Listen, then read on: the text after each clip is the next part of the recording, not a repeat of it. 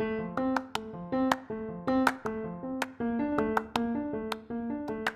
everyone, and welcome back to Dynamic Digital World. It has been, I would say, about 3 months probably since the last episode we had. With going back to school and then just a load of things happening, I have not had any time on my hands to record an episode until today. I am so glad to be back recording.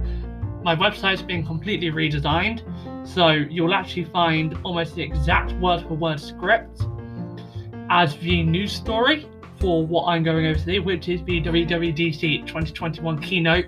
Some awesome, and I do mean awesome, new features.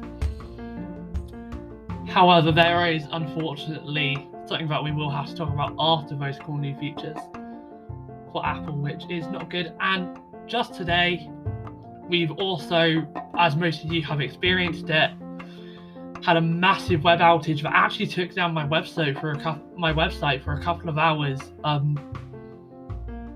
Yeah, that was a bit worrying. I'd gone to double check something on the site, and then next thing I know, the site just won't load. So to say I was concerned is probably an understatement. So with that out of the way, this is Dynamic Digital World. My name is Luke, and let's get started.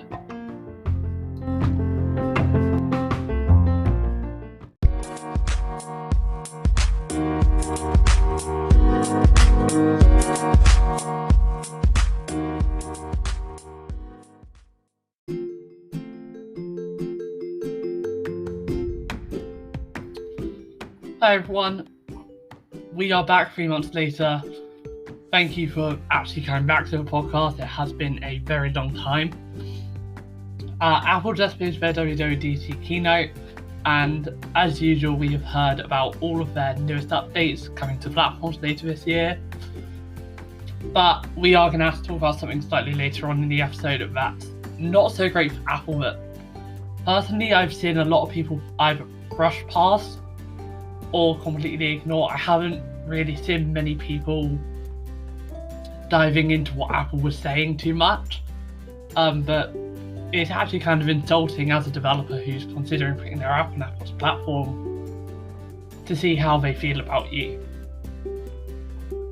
And they showed this very clearly at the end of their keynote. So let's get started with iOS 15, but before we do, quick note, this story is available on the dynamicdigitalworld.co.uk site. However, I don't have watchOS, privacy, iCloud, or health features on there yet. That's because I had to basically prioritize which notes I wanted to type up really quickly to get this out. So tonight, or over the next couple of hours, I'll just be adding on a few more updates with the watchOS update and all of the other updates that need to be added. I wish I'd done it sooner, it just unfortunately the way it's had to happen. So let's get started with iOS 15. First thing is Focus. So Focus is designed to allow users to basically set up profiles, and then in each profile you allow certain apps to send you notifications and block others. And then you can also set a separate home screen layout for each one. So you can have a general purpose home screen layout that you want most of the time, and then maybe when you go to work you want a different one. So in this Focus profile, you can set a specific home screen layout to appear when you set it. Very helpful if, for example, your home one has lots of your TV apps on it and stuff, but then when you're at work you want some more business focused widgets to be appearing. Personally I think that's quite cool to see. Shared with you, so Apple have announced that some of their apps, I know Photos and Apple Music are confirmed, will include a specific shared with you section. So say someone sends you photos or someone sends you an album or playlist, those will go to, if it's photos, the shared with you section in the Photos app, or if it's an album or playlist, then it will go into the shared with you section in Apple Music. and it will all be nicely bunched together, so you never have to worry if you say miss it in a text message and then it's been scrolled really far down to the bottom and you can't remember where it went. It will be right there in your app. Notification summary. Notification summary basically allows you to block apps from just sending you loads of notifications throughout the day, and you can select some apps that only send you notifications at, for example, 12 o'clock and 6 o'clock, and what it will do is it will store every notification up until that point, and it will group them all together in a neat notification summary at those specific times. So then what that will do is it will prioritize your normal conversations above it, but still allow you to see what matters to you. It's useful if you've got one of those apps that just sends you a million notifications that you want to see all of them, but you don't want to see them all the time when they come in every 10 minutes. So all of these features are also available in iPadOS 15. This is a very iPad focused update in terms of their mobile device this year, I'd say. And Focus is available in macOS Monterey. iPadOS 15. This is a fairly big update. So first two things, App Library is now on the iPad. If you're an iPhone user or you saw what they announced last year, you'll know the App Library is basically an app drawer but for iOS. It's been brought up to complete feature parity with the iOS App Library. So you can either access it by swiping left or swiping to the next page on the last page of your home screen, or if you're in another app, you can swipe up to reveal the dock, same as always, and the App Library is generally on the far right side. In fact, it is always on the far right side as far as I can tell, can't actually be moved. So you press on the App Library and it will bring it all up for you. Then there's also widgets on the home screen. So there's a bigger size of widgets, but for the most part, again, bringing you up to feature parity with iOS users. Completely customize your home screen layout beyond just the normal icons. You can have widgets anywhere. So for example, on mine, I have the weather, I have Apple TV, I have my calendar, and then I also have a small technology section, which shows me the latest technology news, which I'm very interested in. So I don't actually have any apps on my home screen whatsoever. I just kind of leave them in the App Library or some in the dock.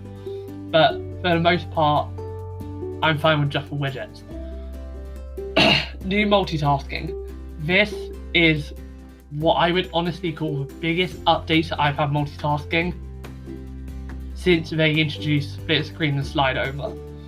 So firstly, there is a new menu at the top of the screen. So when you click on it, it will then bring up 3 options at the top, and depending on the app you're in, there may also be what's known as the shelf at the bottom. I'll get onto the shelf in a bit. Let's start with the top part. So the part at the top is what you'll see on all apps, even if they don't actually have a multitasking view.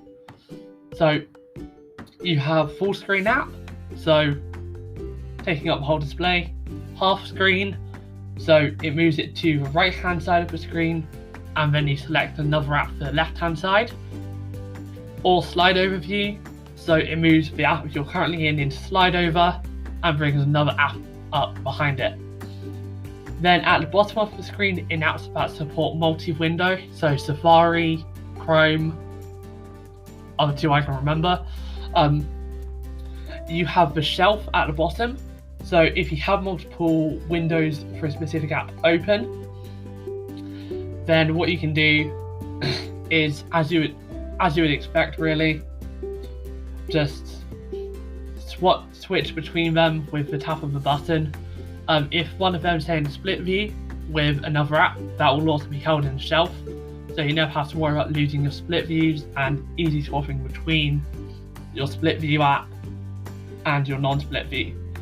You can create as many windows as the apps will allow, so for example, right now, I for some reason decided I needed 4 Safari windows. Yeah, so it's quite helpful actually just to kind of have that option there. And you can also swipe up and hold to get to the app switcher as always. And then what you can do is you can hold on to one of your apps, so let's say Notes for example, and if I were to hover it over where Safari is, then it will create a split view with Safari and Notes. So this can all now be done in the app switcher instead of doing it kind of by dragging up the dock every time I want to do an app, searching around in the app library. If I know I've got 2 that have been open recently, I can do it very quickly. Of course, you can swipe up from a dock and drag any app. Also works with apps in app library now, so it's not as big of an issue, but just nice to kind of have the options for different ways to do it. Then there's slightly new Notes experience. Having played around with it, I realised it's not as big as I thought it was going to be. Just quick change to shared notes. If you are mentioned in a shared note, then you'll get a notification saying you've been mentioned. And just so that you know, hey, you need to take a look at this. And then also quick notes are available for iPad, iPadOS 15 and macOS Monterey. Basically just allow you to bring a quick note up over any app that you want, and it can also see what app is being used, and that can even work with third-party apps. Sorry about that there, my computer decided that it wanted to go to sleep because I'm in Windows right now. Then there's also Swift Playground. So Swift Playground had actually had an awesomely massive update. I'm actually so happy to see this. In Swift Playground, I almost feel like we need to change the name to just Xcode for iPad now, but I guess feature parity isn't there enough for it. You can use Swift Playground to develop apps for iPadOS and iOS, and also test apps for iPadOS and iOS. You can also distribute those apps on the App Store straight from your iPad, and the projects can be modified on Xcode for macOS as well. So, you know, that's a pretty big change to suddenly see that your iPad is now, as you know, you can basically just do all your development work on your iPad. That's awesome to see. I am loving that idea. Now, macOS Monterey, this has actually not got any super major updates, to be honest. Some nice things to see, but they didn't show everything that they've actually announced here. I got the kind of slide overviews here of everything they have announced. So firstly, you've got universal control. So you can control your iPad with your Mac keyboard and mouse, and you can also control another Mac with the same keyboard and mouse. So let's say, for example, you've got a MacBook Pro, an iMac, and an iPad. What you can do is, as long as you have, I believe it's handover, Bluetooth, and Wi-Fi turned on, you can set them next to each other or near each other, and you can drag the mouse on your Mac over to, let's say the iPad's on the right in this example, you could drag your mouse over to the right hand side, and you then go into your iPad screen. But instead of like a sidecar where it basically just expands your Mac's display size, what it would actually allow you to do is, it's basically, I'm trying to think of the best way to describe this. It's basically just controlling your iPad as if you had a keyboard and mouse attached directly to your iPad. That's actually fairly easy to describe. And then you can drag and drop files from your iPad onto your iMac. And then you can do exactly the same thing with your MacBook Pro. Just everything that's on your MacBook Pro is done on your MacBook Pro. It doesn't extend your Mac display or anything. FaceTime. Oh, FaceTime has had a very nice update, actually. Really good to see. So, 4 kind of key features for FaceTime just really quickly. FaceTime now has a new share play feature. It allows users to enjoy content at the same time over FaceTime without losing sync. So, for example, say you wanted to watch a movie on Disney Plus, all of your friends will be in sync with you at the same time. So there won't be one of you slightly further ahead or slightly further behind.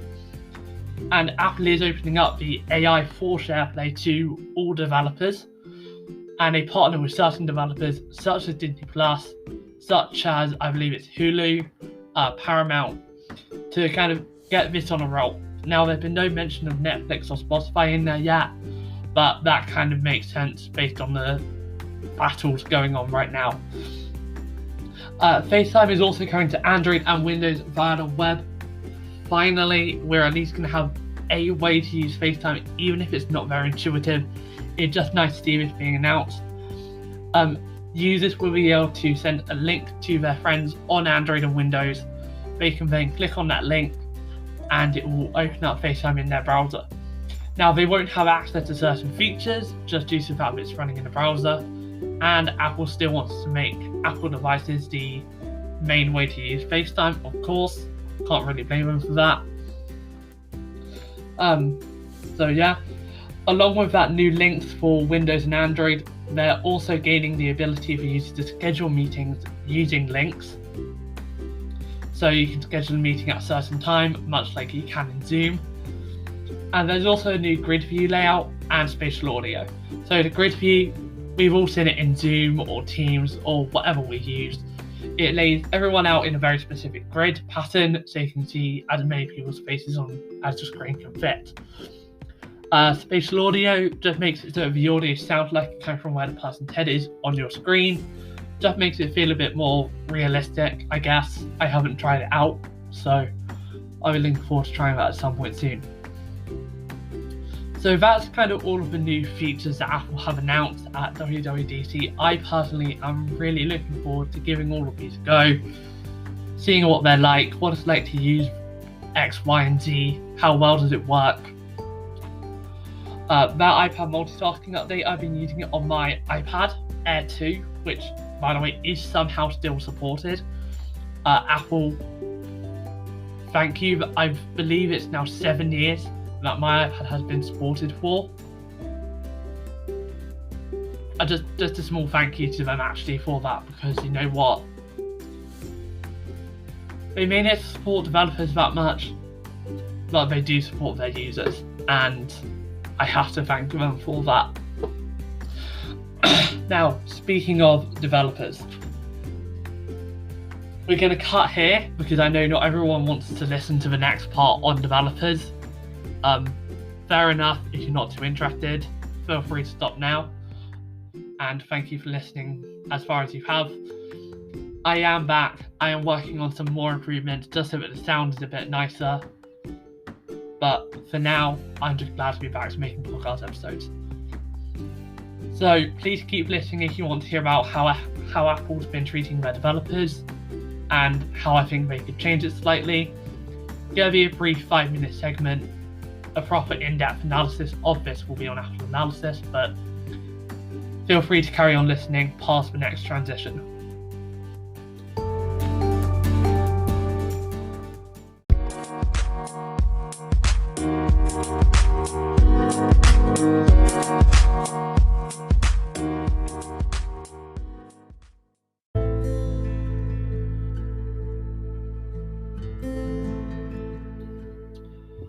Okay, so just a quick reminder for those of you who aren't super interested in hearing about things to do with developers and stuff.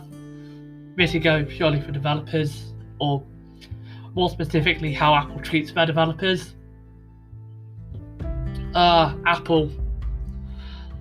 So for developers especially, maybe consumers as well, but I know definitely for the developers out there, including myself, after the recent Apple versus Epic trial, it really became clear how Apple views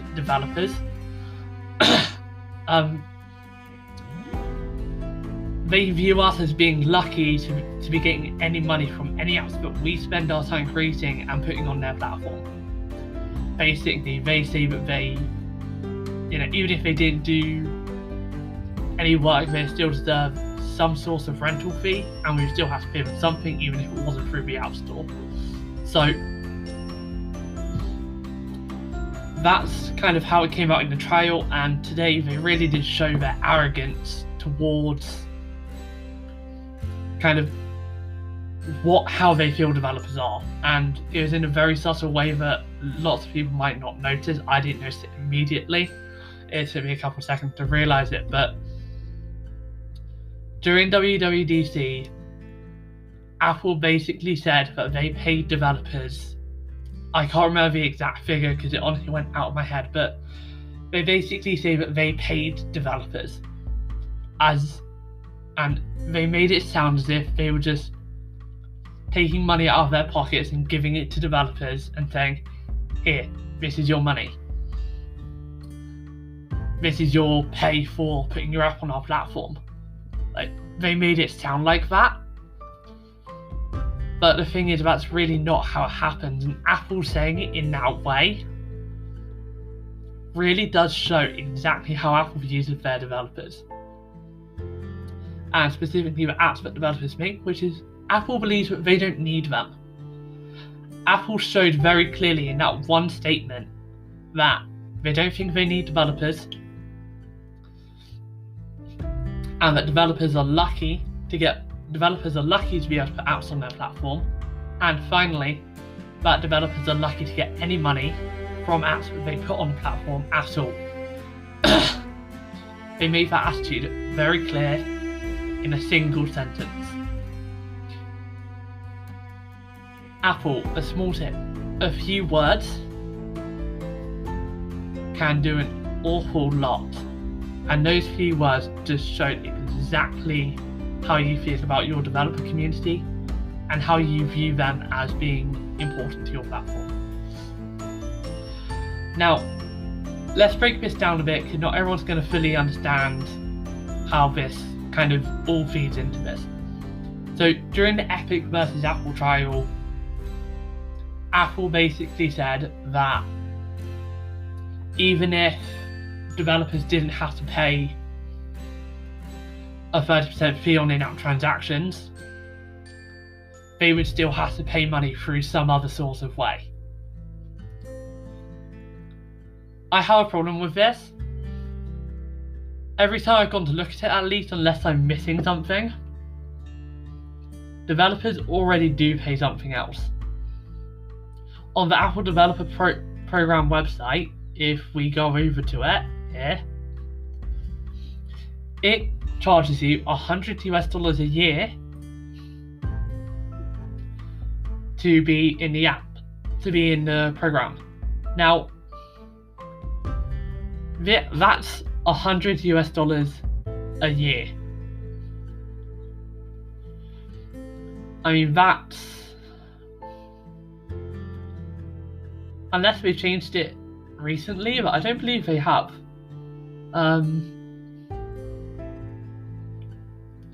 Let's see how it works.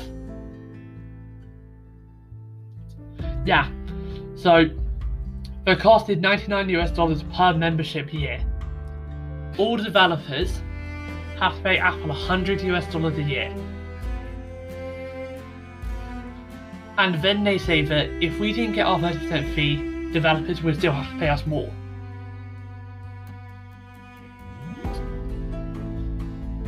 That personally just insults me, because I don't earn $100 a year. I don't have that. I'm a teenager, and I want to develop apps, and I want to put them on Apple's platform. Google, they make it a simple, well, I can't remember how much it is now, they make it a one-off payment and you're through to their store. Microsoft, to get onto the Microsoft store, a simple payment, you're through to their store. Apple charge you $100 a year to be on the Apple App Store. That's strike one. Strike two is then them saying, listen, you're going to pay us $100 a year, but we're also going to charge you an extra 30%. on any in-app purchases you make. Now, yes, it's 15% up to the first. I can't remember. I think it was something like. I can't remember. I think it was $1 million or something. I can't remember exactly how it worked, but there's a slight difference now. It's a bit more flexible in a way. So at 15% up to a certain amount, but the problem is that's a one-off cut-off. Once you cross that line, you then don't go back down every year like you would with normal taxes. You stay above that line. So that is, again, just another thing that I personally find really arrogant. The second you make $1,000,001 or just a tiny bit over that amount, you then have to be ready to swallow another 15, to lose another 15% of your profit.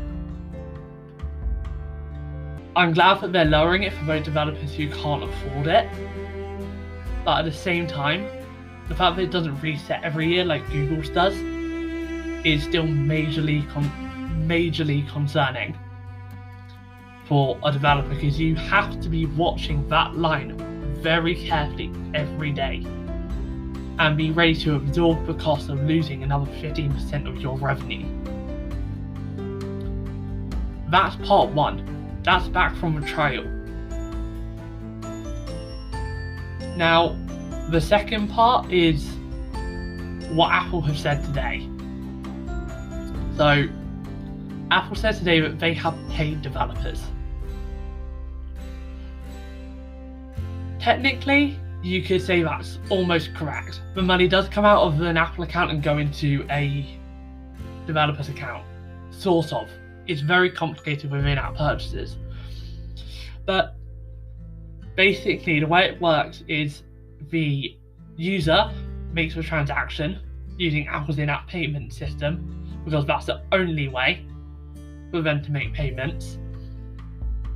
Not because companies don't choose to put something else in there, because they're not allowed to unless they use a web app, which is a stupid workaround, but it's one that they have to use if they want to work around it.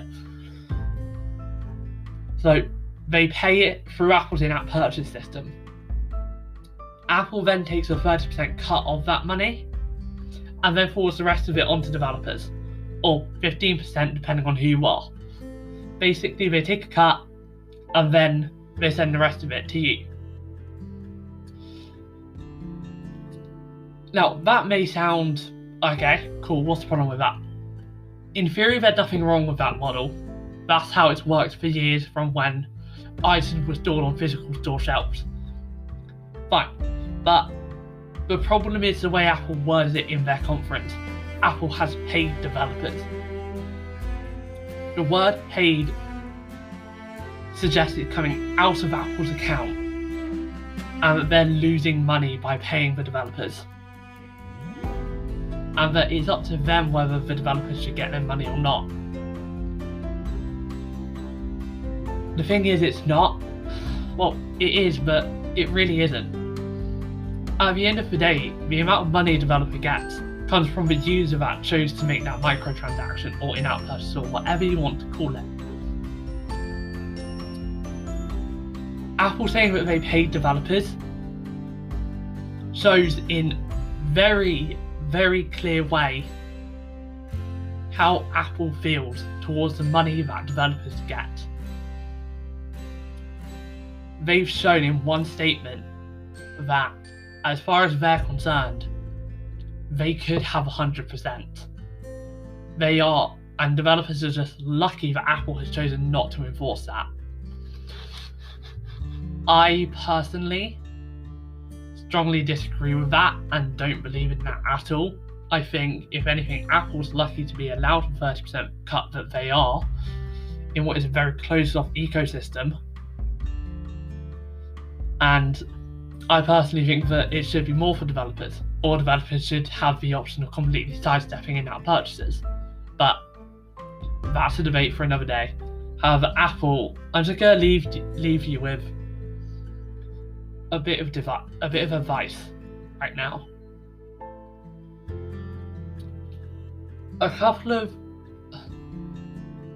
you have basically just said in that one statement, you're the ones paying developers, but the money that goes into your account for that split second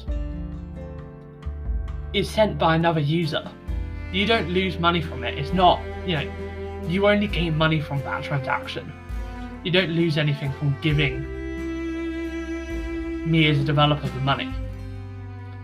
You get your 30% of money which I don't get, and I have to make my price, and my prices, I can't make my prices more expensive, but I still get the same amount as I would on another platform that doesn't have this issue. I lose that 30%. I'm not allowed to increase my pricing. So I lose out on that. The only one losing money is the developer, but one gaining everything is Apple. The third thing, and I've ended up taking about 5 minutes to explain each point now, is back at the trial, Apple said that they don't know how much the App Store generates in profit, but that they assume it is profitable. Now, this is something that I find both hard to believe, but also not very hard to believe, actually. But I believe Apple's done this on purpose. See, they don't look at the App Store individually, they look at services as a whole. Now, the downside for Apple to do that within their company is that they don't know specifically where they're making a loss. But the upside for them is that people outside of the company have no idea whether they're making hundreds of millions in profit or not. We have no way of knowing specifically from the App Store how much profit Apple actually make a year. But the fact that they said openly in trial, we don't look at the numbers of how much the App Store makes, is very, very actually naive of them to come out and say. Because lots of people have been able to work out a rough estimate of exactly how much Apple make just by looking at data. And for Apple to say that we don't look at it that way actually implies incompetence. And quite frankly, they're not doing themselves any favours, because to the public it just sees as, okay, so they just look at things as a whole, they don't zero in on specific sections. But as a developer, I think they've weighed the costs of knowing exactly how much profit or loss they make against letting developers know how much money they could actually afford to give to them, and decided that it's not worth giving developers and the public the opportunity to see how much money Apple can afford to give them whilst barely making a dent in their pockets. As a developer, that's what I personally see when I hear a statement like that. So yeah, that's basically my thoughts on how Apple treats their developers. They see it as though we are lucky to get any money from the apps that we create and place on their store that give their devices value. Without third-party apps, lots more people would swap over to Android, and I think it would be a losing battle, personally. But anyway, that's enough for today. Genuinely, the software updates, I'm really looking forward to seeing them all coming out and everything. Awesome features. I love iPadOS 15. But I just wish Apple would have at least focused on it being a developer conference. Anyway, thank you for listening. My name's Luke, and this is Dynamic Digital World.